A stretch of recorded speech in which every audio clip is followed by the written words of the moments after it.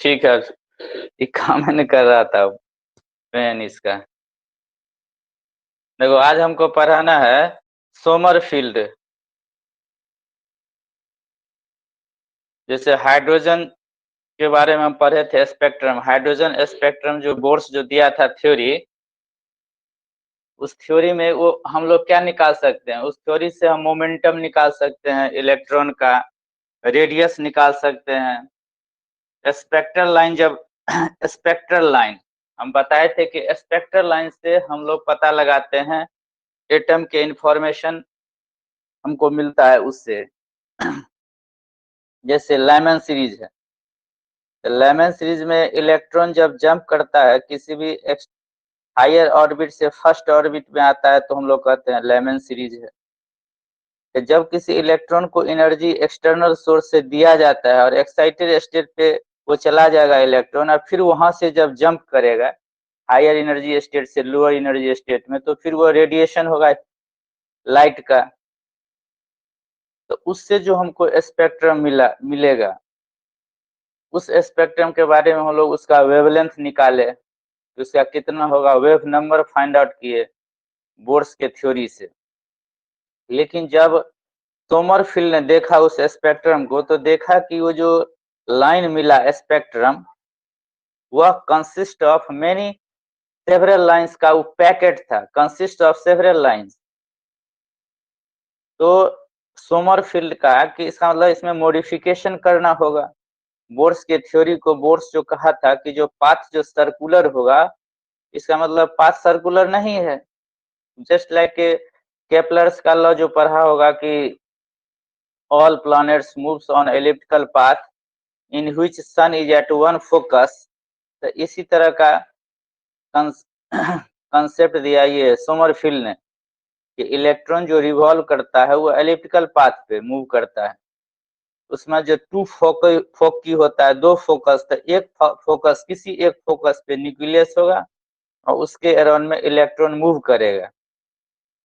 ये थ्योरी दिया सोमरफील्ड ने, और सोमरफील्ड इस थ्योरी के बेसिस पे फाइंड आउट किया मेजर और माइनर एक्सिस का रेशियो फाइंड आउट किया, और कहा कि ये जो सर्कुलर ऑर्बिट है, जब नंबर ऑफ ऑर्बिट बढ़ेगा तब वह पाथ जो उसका एलिप्टिकल पाथ जो है, वो एलिप्टिकल पाथ सर्कुलर के तरफ मूव करेगा।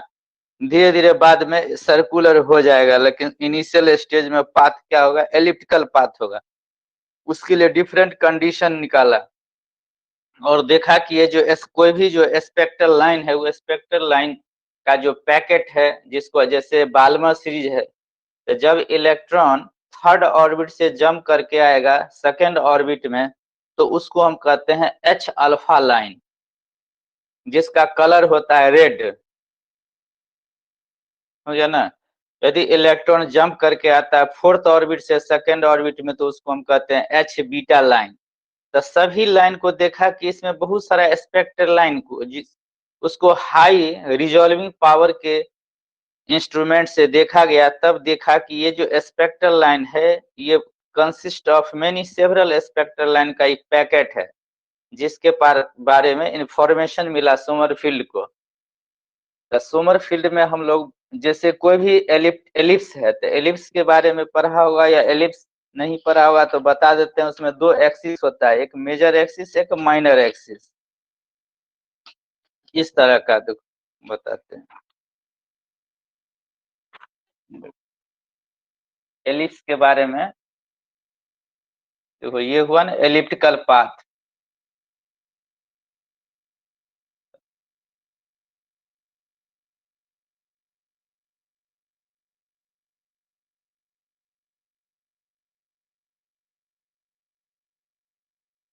ये हुआ एलिप्टिकल पाथ, जिसमें इसको हम लोग कहते हैं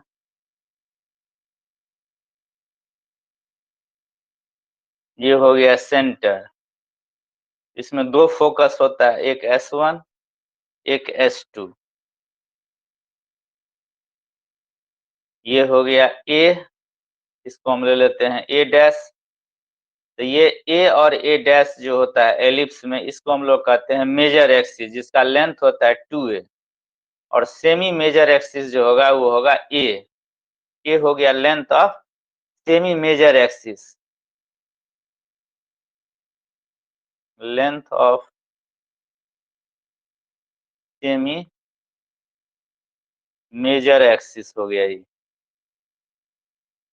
और ये जो है बी, इसको ले लेते हैं, ये हो गया 2b, ये हो गया लेंथ ऑफ माइनर एक्सिस हो गया ये, हो गया मेजर एक्सिस, ये हो गया length of minor axis. The length of minor axis जो होगा वो होगा 2b।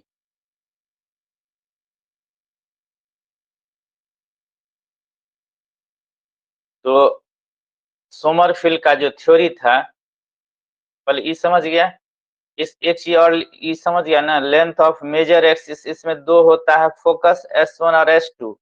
Length of major axis होता है 2a, यहाँ से यहाँ तक का लेंथ है a। सेमी मेजर एक्सिस का लेंथ हो गया a और सेमी माइनर एक्सिस का लेंथ हो गया b। याद रखना है, इसमें इसका जरूरत पड़ेगा। बोर्स का एक्सटेंशन थ्योरी है, सोमरफेल्ड ने दिया, उसी को एक्सटेंडेड फॉर्म है ये, जो आगे बताएंगे। उसके बाद देखो इसका जो इक्वेशन होता है एलिप्स का पोलर फॉर्म में, कोई भी बॉडी यदि एलिप्टिकल पाथ पे मूव कर रहा है तो उसका जो इक्वेशन होता है एलिप्स का पोलर फॉर्म में, ये हो गया डिस्टेंस, फोकस से इस पॉइंट का डिस्टेंस हो गया r। तो इक्वेशन जो होता है पोलर फॉर्म में वो होता है 1/r is equal to 1/a। एक चीज और बताना है, देखो इसके लिए बता रहे हैं, शुरू से बता देते हैं तब समझ में आएगा, भूल गया होगा। ये है मैथमेटिक्स का चीज, तब पढ़ाएंगे सोमरफेल्ड का समझ में आएगा। देखो मैथमेटिक्स में एक होता है पाराबोला, इस तरह के पाथ को हम कहते हैं पाराबोलिक पाथ।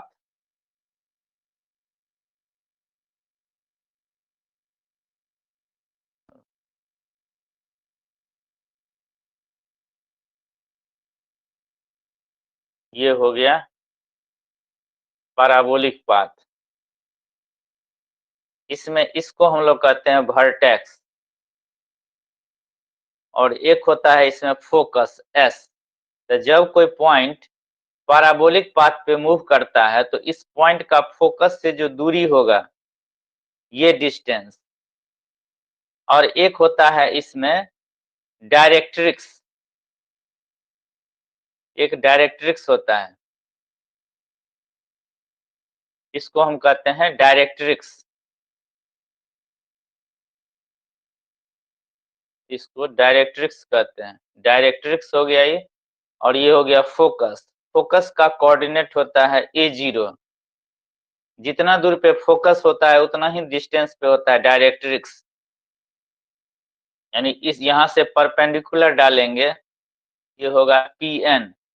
तो जब ये इस तरह के पैराबोलिक पाथ पे ये पॉइंट पार्टिकल को मूव करेगा इस तरह के पाथ पे, पैराबोलिक पाथ पे, तो उसका जो रेशियो होगा PS/Pn का रेशियो, PS और Pn का रेशियो जो होता है वह इक्वल होता है। वैसे रेशियो को कहा जाता है इसेंट्रिसिटी, इसको ई से डिनोट किया जाता है या एप्सिलॉन से भी डिनोट कर सकते हैं, इसको कहा जाता है इसेंट्रिसिटी, इसको हम लोग कहते हैं इसेंट्रिसिटी। ये इसेंट्रिसिटी है, जो पैराबोलिक के केस में इसका जो वैल्यू होता है वह 1 होता है पैराबोला के लिए, और पैराबोला के लिए इसका वैल्यू 1 होता है, ई का वैल्यू। लेकिन एलिप्स के लिए, और एलिप्स के केस में ये जो ई का वैल्यू है वह लेस देन 1 होता है, याद रखना है। और हाइपरबोला के केस में ग्रेटर देन 1 होता है ई का वैल्यू, हाइपरबोला के केस में। तो तुम लोग को तो हाइपरबोला नहीं पढ़ना है, सिर्फ एलिप्स पढ़ना है। समझ गया ना। और ये इसका जो रेशियो है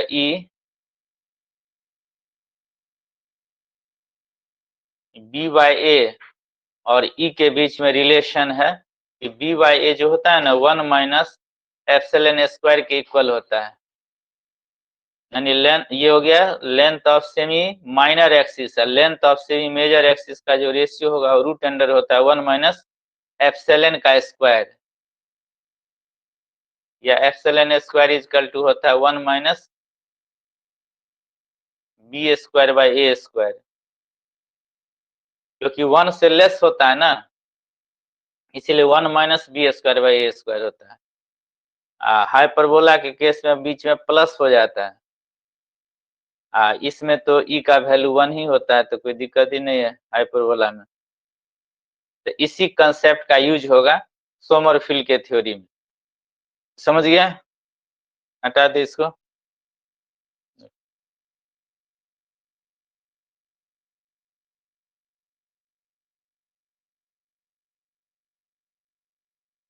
देखो तब ये जो सोम मीन्स कि लेमन सीरीज से जो स्पेक्ट्रल बोर्स थ्योरी में जो स्पेक्ट्रल लाइन मिला उसको फिर से डिफ्रेंशिएट किया गया कि वो जो कोई भी लाइन जो है स्पेक्ट्रल लाइन वो बहुत सारे लाइन से मिल के बना हुआ है, जिसको हाई पावर के रिजॉल्विंग पावर से उसको देखा गया इंस्ट्रूमेंट से, जिसका रिजॉल्विंग पावर सबसे ज्यादा था, तो वह दिखाई दिया फाइन स्ट्रक्चर कि कोई भी जो स्पेक्ट्रल लाइन है उसमें बहुत सारा स्पेक्ट्रल लाइन का कॉम्बिनेशन है। तो fine structure under high resolution according to Sommerfeld theory जो है लिख देते हैं, रुको यहां से। According to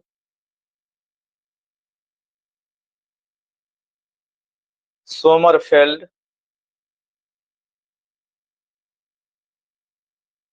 according to Sommerfeld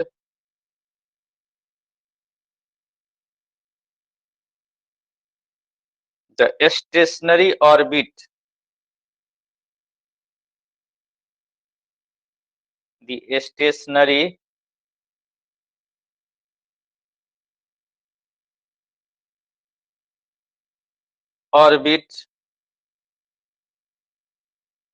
in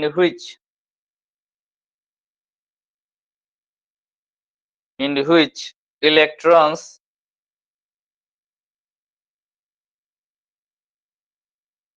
are revolving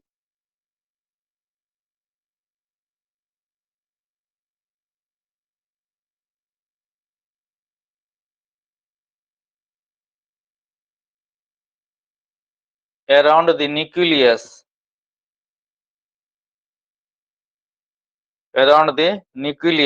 in an atom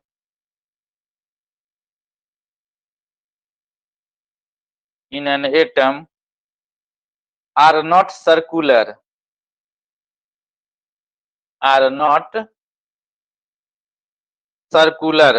but elliptical in shape, but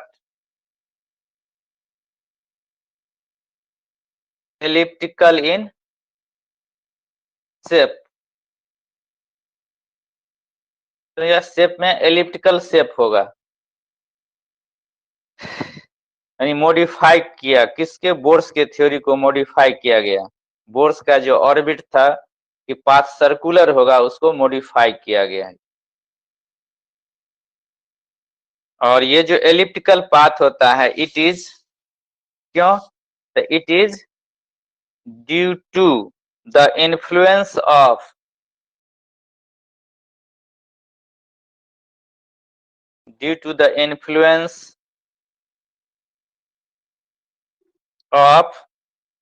centrally located nucleus centrally located nucleus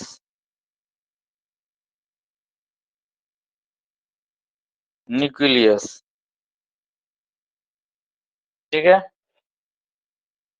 लिख लिया इसको।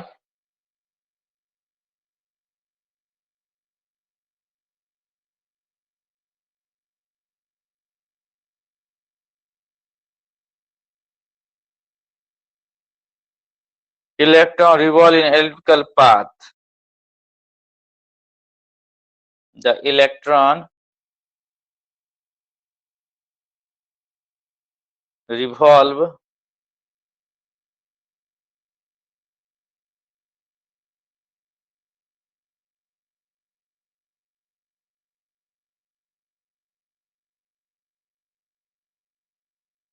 in elliptical path.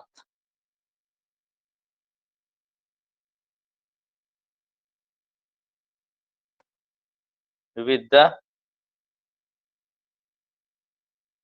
nucleus.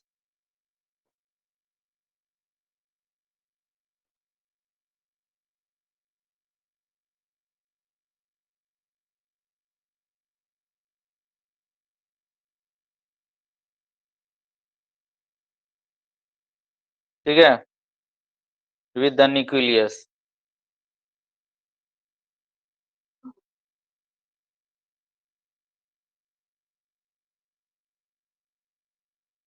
Nucleus जो होगा ना, विद न्यूक्लियस एक फोकस पे न्यूक्लियस होगा at one of its at one of it's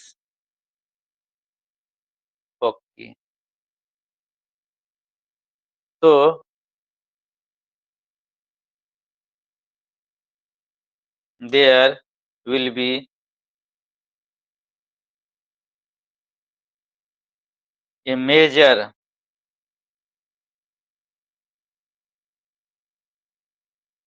and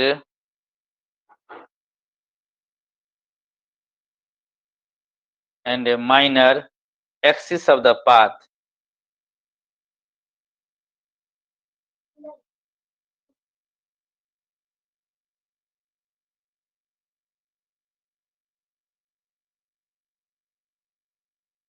हो गया.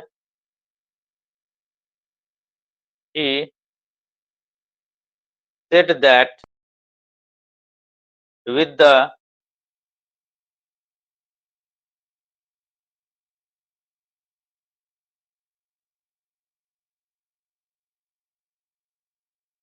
broadening of the orbit,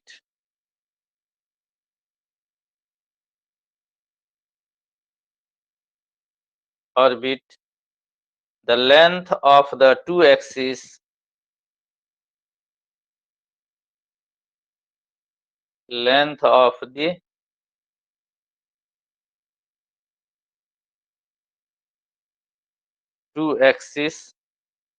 approach to equal.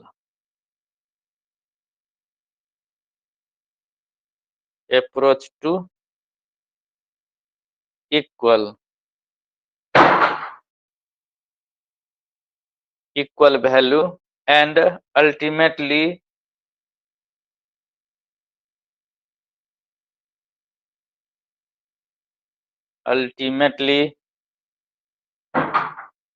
becomes equal.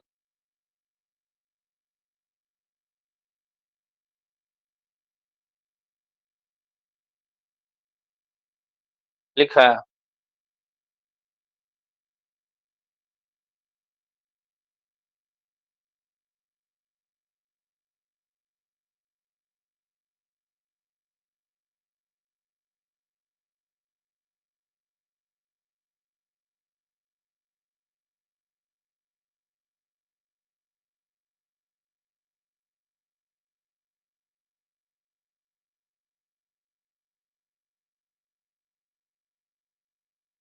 हो गया.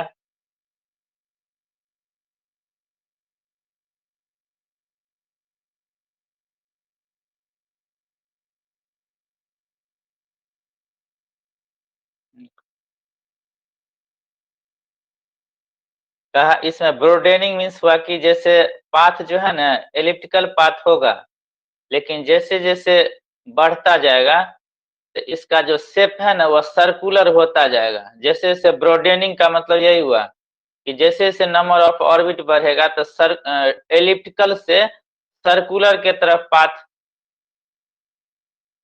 बनना शुरू हो जाएगा. सर्कुलर पाथ यानी ए और बी जो है मेजर और माइनर एक्सिस का लेंथ जब बराबर हो जाएगा तो पाथ क्या हो जाएगा, सर्कुलर। तो ये तब होगा जब नंबर ऑफ ऑर्बिट बढ़ेगा। यही कहा कि broadening of the orbit the length of the two axis approach to equal, यानी ए और बी इक्वल तभी होगा जब इसका नंबर ऑफ ऑर्बिट बढ़ेगा। देखो इसको कैसे अब दिखाएंगे। जैसे ये मान लेते हैं एक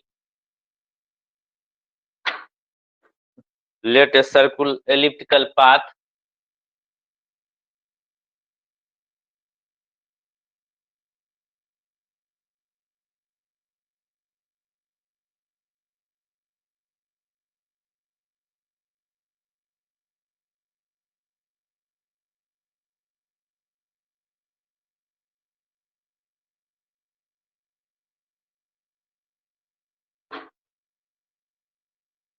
यहाँ पे हम मान लेते हैं न्यूक्लियस है और यहाँ पे इलेक्ट्रॉन है।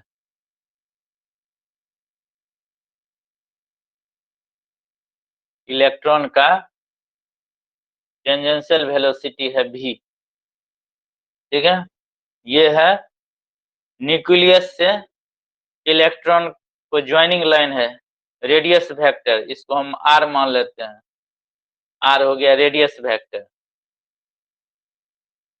पोलर कोऑर्डिनेट में इसका जो कोऑर्डिनेट लेते हैं वो r एंड थीटा ले लेते हैं पोलर कोऑर्डिनेट में। ये एंगल जो है ना ये थीटा एंगल है, ये हो गया थीटा एंगल, ठीक है। ये हो गया न्यूक्लियस,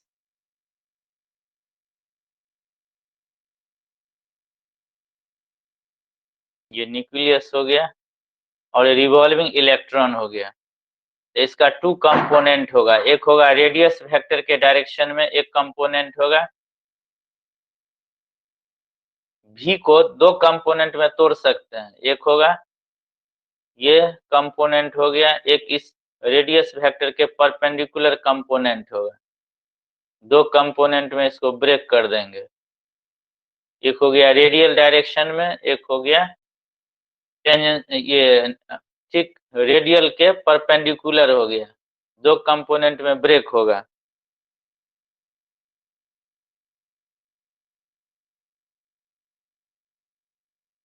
किसी फिजिकल सिस्टम जो होगा उसका पीरियोडिक फंक्शन क्या होगा, यदि आर और थीटा जो है कोऑर्डिनेट पीरियोडिक फंक्शन है, टाइम का पीरियोडिक फंक्शन है, और थीटा वेरी करेगा टाइम के साथ, रिपीट करेगा जैसे जैसे रिवॉल्व करेगा, इसीलिए टाइम पीरियोडिक फंक्शन है ये टाइम का। तो विल्सन जो था, विल्सन अकॉर्डिंग टू विल्सन, अभी तक जो हम यूज किए थे बोर्स के ऑर्बिट में कि कोई भी इलेक्ट्रॉन उसी ऑर्बिट में रहेगा जिसका एंगुलर मोमेंटम जो होगा mvr वो nh/2 के इक्वल होगा। यही हम पढ़े थे बोर्स ऑर्बिट में। n हो गया तुम्हारा प्रिंसिपल क्वांटम नंबर हो गया, n का वैल्यू नहीं, यानी n के इंटीग्रल, n जो है n इंटीग्रल मल्टीपल होगा h डैश का, एबीसी लिख सकते हैं, h/2 का इंटीग्रल मल्टीपल होगा जिस ऑर्बिट में, उसी ऑर्बिट में एग्जिस्ट करेगा इलेक्ट्रॉन। ये लीनियर मोमेंटम था, ये हम पढ़े थे। अब n जो है प्रिंसिपल क्वांटम नंबर, ये दो पार्ट में डिवाइड हो जाएगा अब, क्योंकि इसका दो दो वेलोसिटी हम लिए हैं। पहले इलेक्ट्रॉन का एक वेलोसिटी लेते थे बोर्स ऑर्बिट में अब इसको कंपोनेंट में तोड़ेंगे, एक रेडियल डायरेक्शन में, एक रेडियस वेक्टर के परपेंडिकुलर हो जाएगा। तो दो n जो है वो टू पार्ट में ब्रेक हो जाएगा। एक रेडियल डायरेक्शन में क्वांटम नंबर लेंगे nr, और एक थीटा इसके ठीक परपेंडिकुलर हम ले लेते हैं जो कि n थीटा ले लेंगे, एजिमुथल क्वांटम नंबर, जिसको हम k से भी डिनोट करते हैं, k। ये हो गया एजिमुथल क्वांटम नंबर इसको कहते हैं। ये एजिमुथल एंगल है, इसीलिए एजिमुथल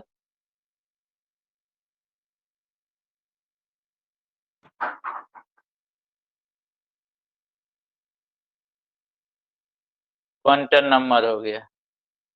ये हो गया रेडियस वेक्टर के डायरेक्शन में, रेडियल हो गया। Quantum number.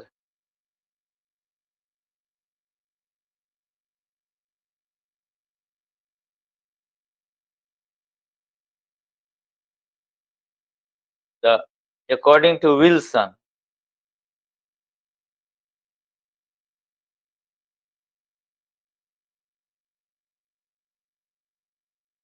जो तो दो मोमेंटम भी होगा इसका। पहले एक मोमेंटम था, इसको दो कंपोनेंट में ब्रेक किए इस वेलोसिटी को। इस मोमेंट m से मल्टीप्लाई कर देंगे तो मोमेंटम होगा। तो इस मोमेंटम का दो कंपोनेंट हो गया, एक इस डायरेक्शन में हो गया, रेडियल डायरेक्शन में हो गया मोमेंटम, और एक इसका कंपोनेंट हो गया along द टेंजेंट हो गया, along द टेंजेंट हो गया p थीटा, रेडियस वेक्टर के परपेंडिकुलर डायरेक्शन में हो गया p थीटा। तो दो कंपोनेंट में मोमेंटम टूट गया। तो देखो यहाँ according to Wilson,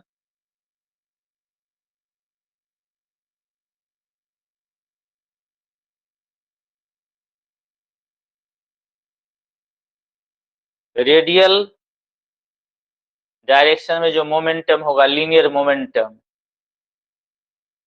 P r into, इसका इंटीग्रेशन कर देंगे with respect to are,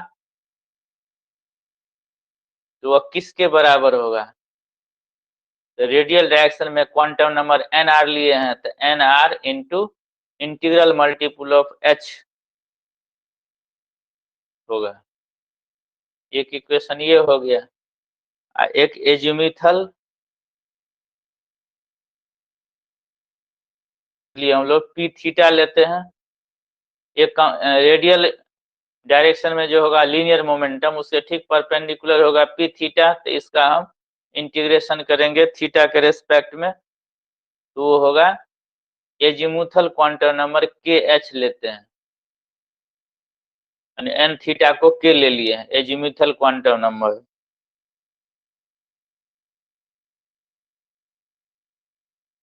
P theta यहाँ कांस्टेंट ही होगा, लिख लिया इसको।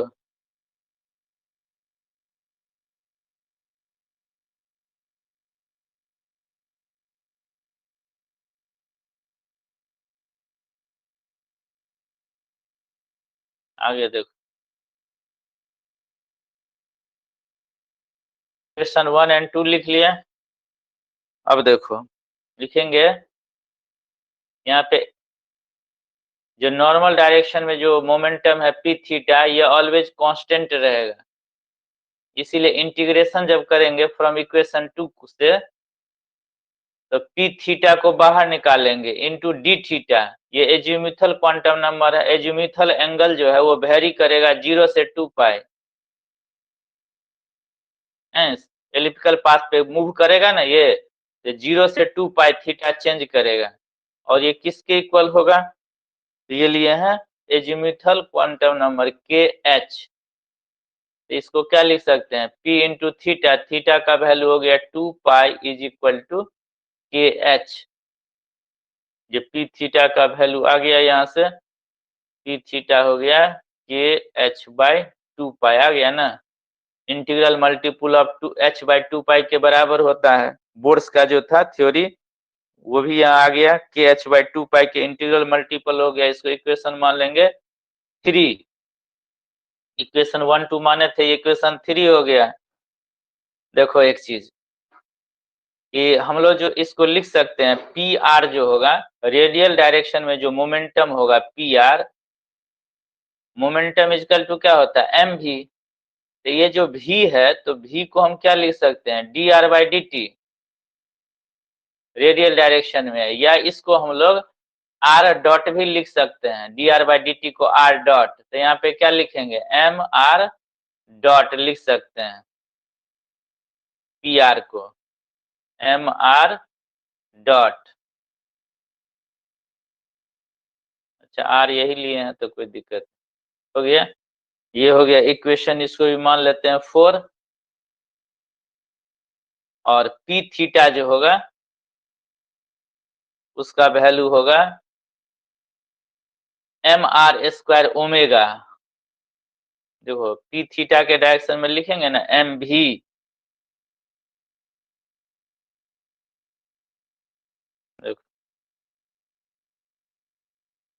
एम भी आर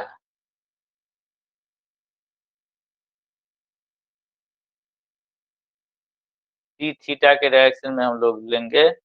भी को क्या लिख सकते हैं, ओमेगा आर, या इसको आर ओमेगा को क्या लिख सकते हैं, D theta by d T, यानी इसको हम लिख सकते हैं आर थीटा डैश, भी को लिख सकते हैं ना।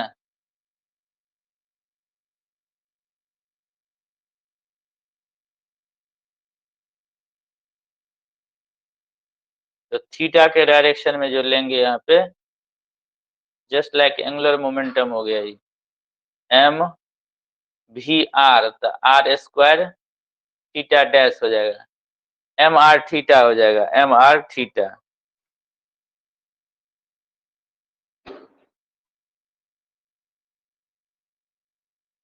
ये हो गया इक्वेशन 5।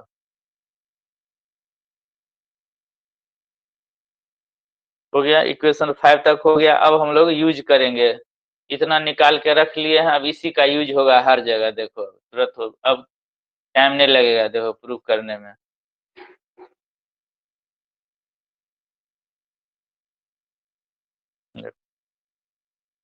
इक्वेशन ऑफ एलिप्स जो होता है पोलर फॉर्म में, equation of ellipse, equation of ellipse in polar form होता है 1/r is equal to 1/a 1 minus e cos theta, e cos theta by 1 minus epsilon का स्क्वायर। इसको हम लोग इक्वेशन 6 मान लेते हैं, जहां पे b बाय ए जो है ना, फिर b बाय ए को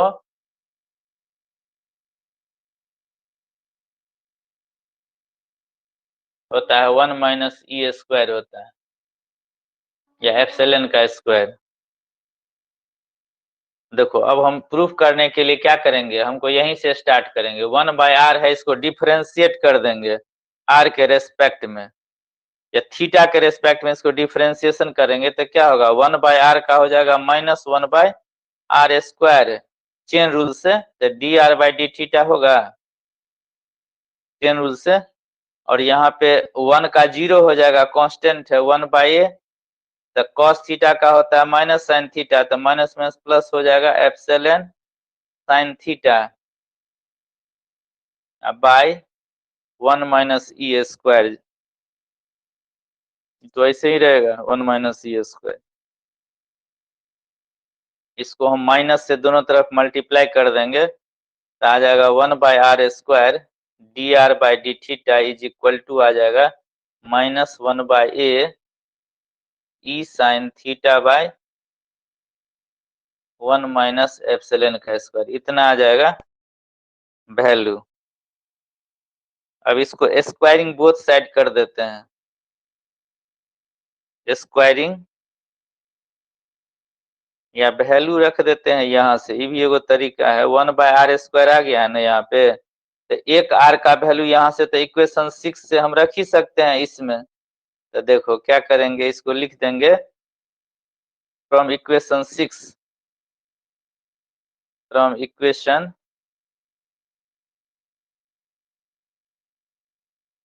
6, इक्वेशन 6 से वैल्यू रख देंगे तो एक r रह जाएगा, एक r का वैल्यू रख देंगे तो 1/a हो जाएगा 1 minus e sine theta by 1 minus e square. एक r का वैल्यू रख दिए यहाँ पे, एक बच गया 1/r d r by d theta, d r by d theta is equal to minus 1/a है यहाँ पे, तो minus 1/a e sine theta by 1 minus e square होगा, यहाँ माइनस है, देखो कट गया 1 माइनस ई स्क्वायर से 1 माइनस ई स्क्वायर कट गया दोनों तरफ, 1/a से 1/a भी कट गया, तो क्या बचा? देखो अब यहाँ पे क्या सब बच गया है।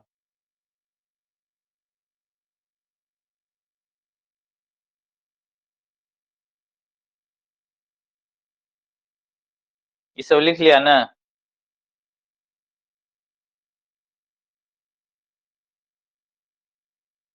हटा दे।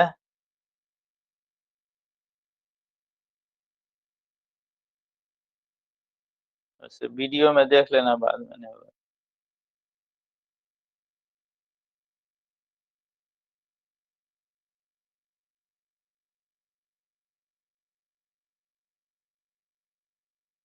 देखो अब कट के जो बचेगा, बच गया कितना? 1/r dr/d theta is equal to, जो बचे गया वो बच गया minus e sine theta by में बच गया 1 माइनस ई कॉस थीटा। कितना बचा? अब इसको स्क्वायरिंग कर देंगे दोनों तरफ, कट के इतना बच गया 1/r dr/d थीटा का वैल्यू इतना आ गया। अब देखो इसको लिख लिया।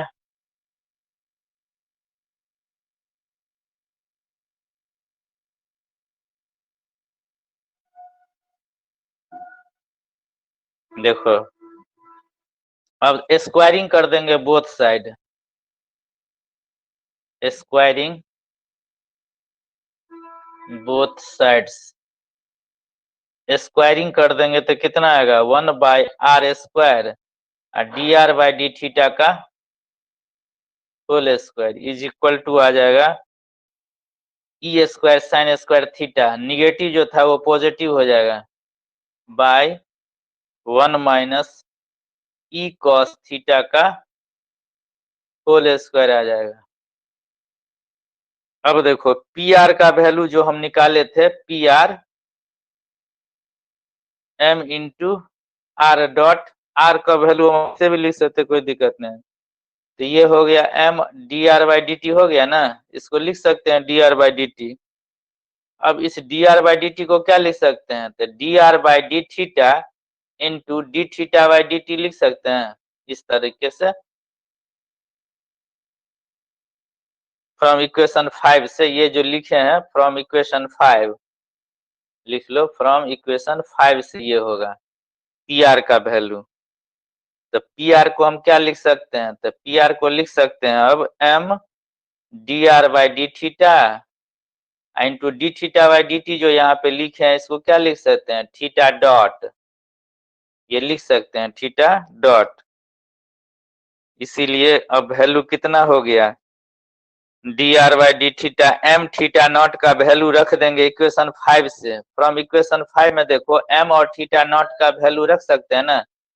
एम थीटा नॉट का वैल्यू क्या लिख सकते हैं? पी थीटा आर स्क्वायर रख सकते हैं इक्वेशन 5 से। तो इसमें रख देंगे वैल्यू, तो कितना आएगा? देखो इसमें आएगा d r by d theta, m और थीटा इसका जो वैल्यू रखेंगे p theta by r square, यही ना होगा। तो ये आ गया तुम्हारा, दोनों मोमेंटम में रिलेशन आ गया, समझ ना। पी आर और पी थीटा जो टू कंपोनेंट्स था बोर्स के ऑर्बिट में, जो लीनियर मोमेंटम लिए थे या एंगुलर मोमेंटम, इसका दो पार्ट हो गया ये।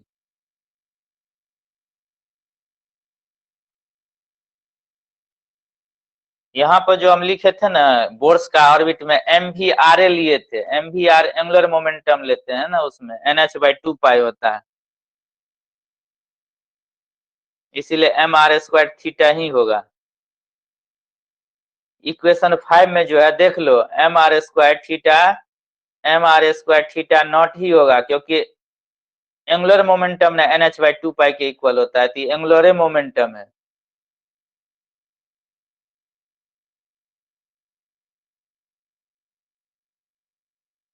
क्योंकि पी आर जो था ना उसको डी आर से मल्टीप्लाई कर दिए, तो ये लीनियर मोमेंटम को लेंथ से मल्टीप्लाई करेंगे तो एंगुलर मोमेंटम हो गया ना, ये मोमेंट ऑफ लीनियर मोमेंटम।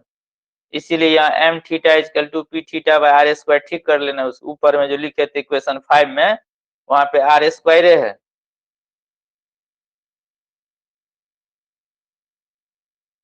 तो यहाँ पे डी आर का वैल्यू निकल जाएगा। तो डी आर देखो लिख सकते हैं एक चीज ना, सिंस हम लोग डी आर को लिख सकते हैं इस तरह से, d r by d theta into d theta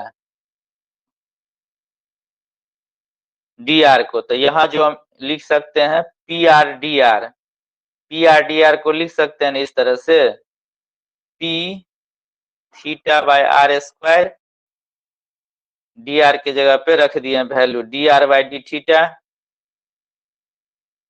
d r by d theta हो गया पी आर का value, into d r by d theta into d theta हो गया। डी थीटा है, D r by d theta है ही। तो P r का value रख दिए हैं, पी आर का वैल्यू ऊपर में निकाल चुके हैं ना, d r by d theta by r square, तो वो वैल्यू रख दिए। D r by d theta into d theta, ये डी आर का वैल्यू रख सकते हैं ऐसे। तो इसको आ गया तुम्हारा पी आर डी आर का वैल्यू कितना आ गया देखो, इसको लिख लिया, लास्ट स्टेज है ये।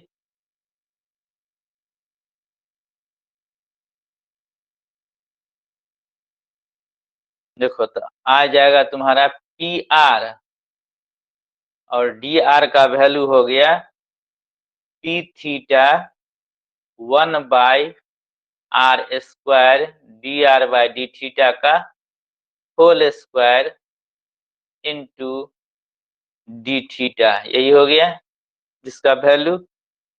अब इसको हम इंटीग्रेट कर सकते, इसका वैल्यू रख देंगे इक्वेशन 7 से, फ्रॉम इक्वेशन 7, इक्वेशन 7 से वैल्यू रख देंगे। तो पी आर डी आर का वैल्यू हो गया पी थीटा, इसका वैल्यू ऊपर में निकाल चुके हैं e square sine square theta, value सिर्फ रख देना है 1 माइनस एप्सिलॉन कॉस थीटा का स्क्वायर इंटू डी थीटा, यही ना वैल्यू इक्वेशन 7 से रख दिए हैं। अब इसको इंटीग्रेट कर देंगे। फ्रॉम इक्वेशन 1 में p r d r equal to क्या रखे हैं, एन आर एच रखे हैं ना, फ्रॉम इक्वेशन 1 से, फ्रॉम इक्वेशन 1 देखो, फ्रॉम इक्वेशन 1 जो ऊपर में माने थे integration P r d r का वैल्यू वो एन एच के बराबर था, एन आर एच के बराबर था, ये ना निकाले थे पी आर डी आर का वैल्यू एन आर एच के बराबर था। तो पी आर डी आर का वैल्यू ऊपर में निकाल चुके हैं, रख देंगे। तो पी थीटा बाहर आ जाएगा और इंटीग्रेशन हो जाएगा epsilon square sine square theta by 1 minus e cos theta का whole square into d theta. कहाँ से कहाँ तक इंटीग्रेट करेंगे, तो 0 से लेके थीटा 2 पाई तक वेरी करेगा। और ये किसके इक्वल है, तो ये है एन आर एच के इक्वल है। इसका जो इंटीग्रेशन होगा ना वो डायरेक्ट लिख देते हैं, याद रखो पी थीटा का वैल्यू होता है 2 पाई हो जाएगा और ब्रैकेट में हो जाएगा 1 by root under 1 minus epsilon का square minus 1 is equal to n r h, यही होगा इसका इंटीग्रेशन। बस यहीं तक लाना था। अब इसको तोड़ेंगे, देखो अब इजी वे में तोड़ लेंगे, ये सब लिख लिया है।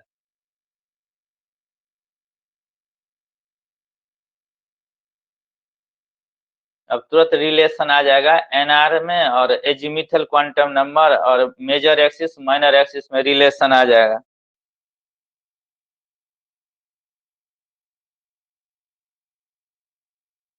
इसको हटा दे। अब बाद में वीडियो से लिख लेना जिसको छूट जाएगा। देखो अब इसको तोड़ेंगे तो पी, देखो यहाँ पे वैल्यू रख देंगे पी थीटा का वैल्यू। तो देखो पी थीटा का वैल्यू कितना आया था, के एच बाई 2 पाई हम निकाल चुके हैं ऊपर में, इंटू 2 पाई अब ब्रैकेट में कितना आया है 1/1 माइनस एप्सिलॉन का square minus 1 is equal to k h n r k h ने एन आर एच है ये सॉरी एन आर एच ये है एन आर एच है। तो 2 पाई से 2 पाई कट गया, एच से एच कट जाएगा, देखो कट गया। तो क्या बच गया इधर के बच गया सिर्फ, और इस ब्रैकेट में बच गया 1/√1 minus epsilon square minus 1 is equal to n r radial quantum number. तो इसको लिख सकते हैं ना 1/√1 minus epsilon square minus 1 is equal to n r by k. फिर 1/√1 माइनस एप्सिलॉन स्क्वायर, इस 1 को उधर ले जाएंगे तो कितना होगा n r plus k by k, इसको उलट देंगे तो √1 minus epsilon square is equal to हो जाएगा के बाई एन आर प्लस के। लिख लिया।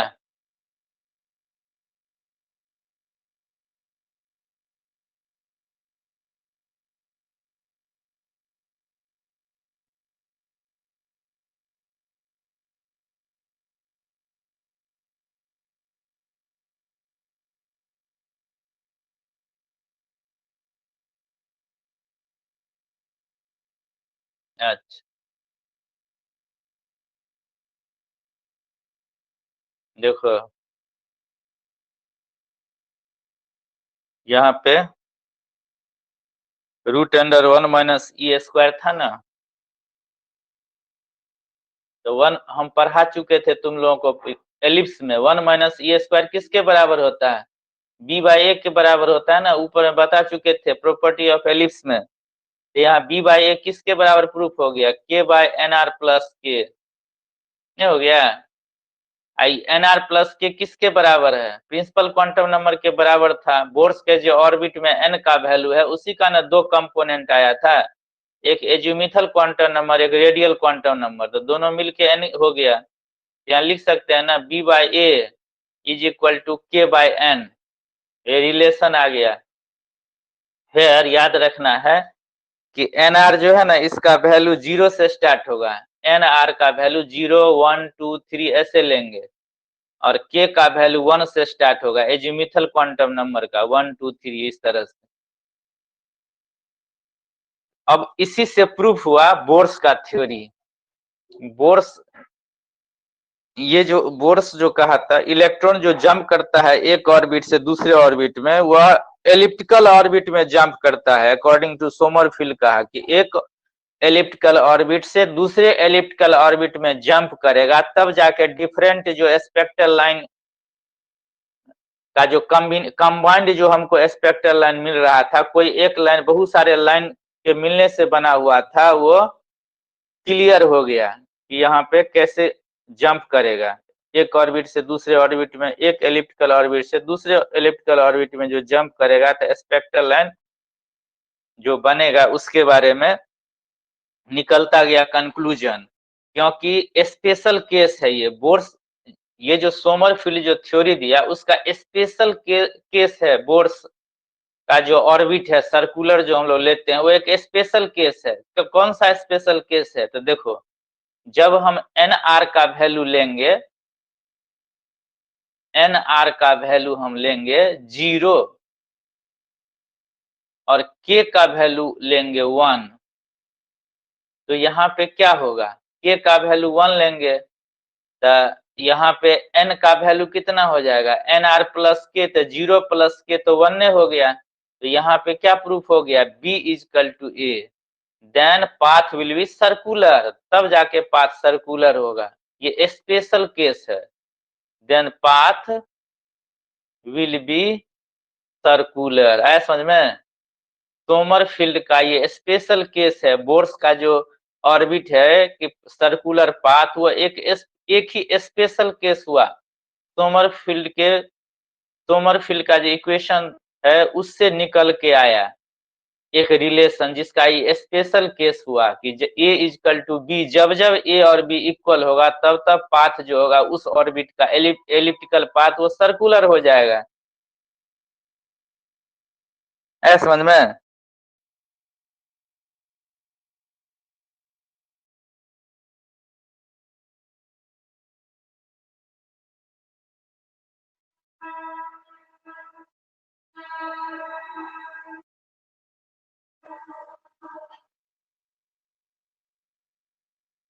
अब इलेक्ट्रॉन जो जंप करेगा एक एलिप्टिकल ऑर्बिट से दूसरे एलिप्टिकल ऑर्बिट में ट्रांजिशन होगा, उस ट्रांजिशन का भी एक रूल है जिसको पढ़ाएंगे, ट्रांजिशन रूल से कैसे जंप करेगा।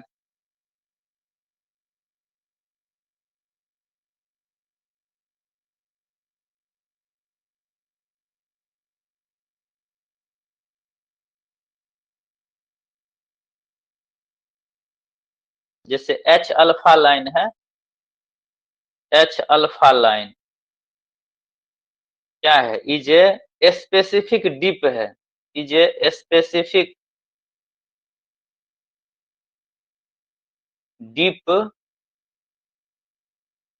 रेड विजिबल स्पेक्ट्रल लाइन है।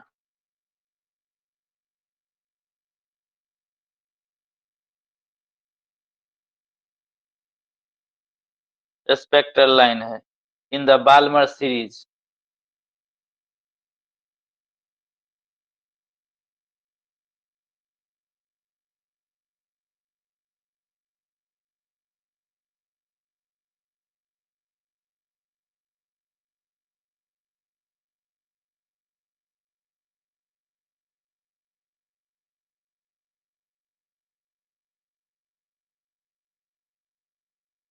वन टू थ्री, और ये तब होगा बाल्मर सीरीज के लिए, क्या होगा जब इलेक्ट्रॉन जंप करके आएगा थर्ड ऑर्बिट से सेकेंड ऑर्बिट में, तब जो रेडिएशन होगा उसका स्पेक्ट्रल लाइन का नाम हम देते हैं, उससे जो स्पेक्ट्रल लाइन मिलेगा उसी को हम एच अल्फा लाइन कहते हैं। और जब फोर्थ से आएगा जंप करके,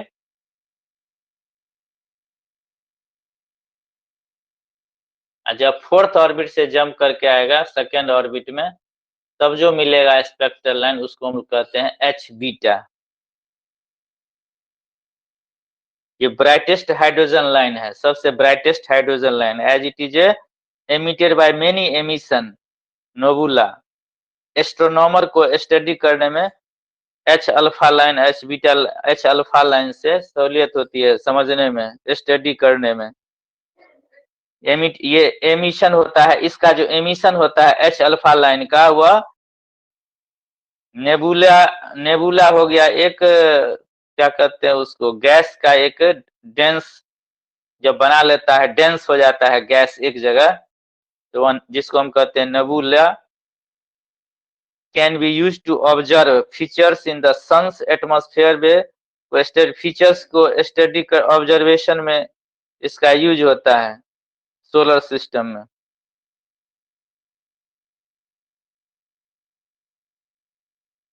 अब कल बताएंगे सभी तरह का क्वांटम नंबर और वाइटल क्वांटम नंबर के बारे में, रिलेशन, ट्रांजिशन रूल बताएंगे।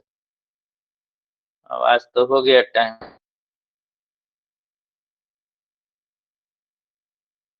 उसके बाद है करेक्शन है तुमको इसमें।